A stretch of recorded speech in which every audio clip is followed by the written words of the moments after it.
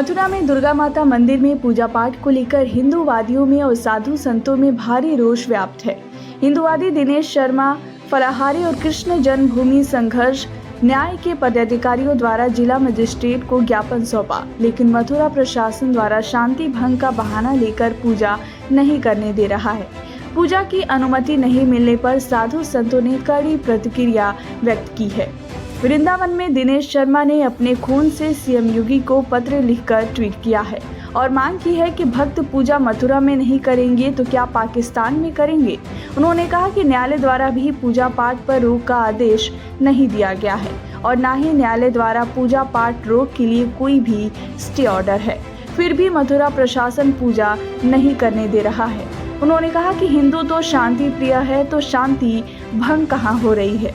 नौ झील मंदिर में गेट के सामने 3 मज़ारें सपा सरकार में बना दी गई और मुस्लिम पक्ष छुप छुप कर मज़ारों पर चादर चढ़ा जाता है, लेकिन वह मंदिर दुर्गा माता का प्राचीन मंदिर है। दुर्गा नवमी के दिन पूजा पाठ से नहीं रोका जाए, नहीं तो भक्तों की भावना आहत होगी। आपकी सेवा के लिए भी साधुवाद। अब नौझील में जो दुर्गा माता के मंदिर पर जो चल रहा है विवाद, वो है बिल्कुल गलत है।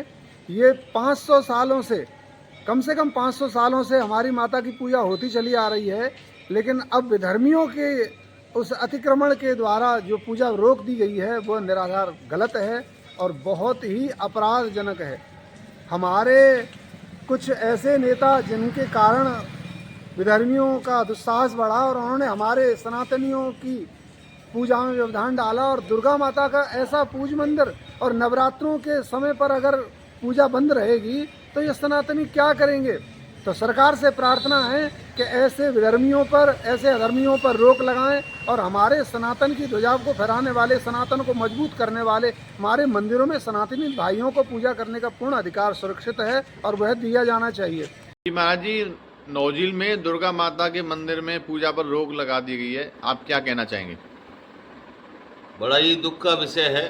इस समय विधर्मियों के द्वारा हमने कर्नाटक, केरला में, आंध्रा में सुना था। अब हमारे ब्रजमंडल में हमारे पुराने प्राचीन मंदिरों के ऊपर इस तरह की जो कार्य हो रहा है वो असहनीय है और सभ्यता से, संप्रदाय से अलग है।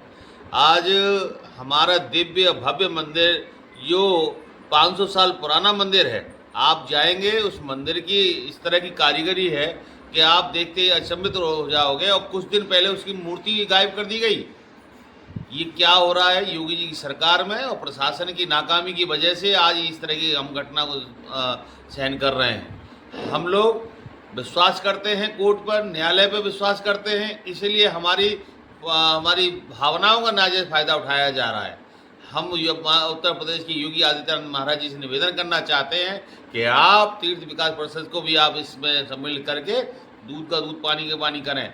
इतना भव्य आंखों के सामने मंदिर है और वहां मजार बना दी गई।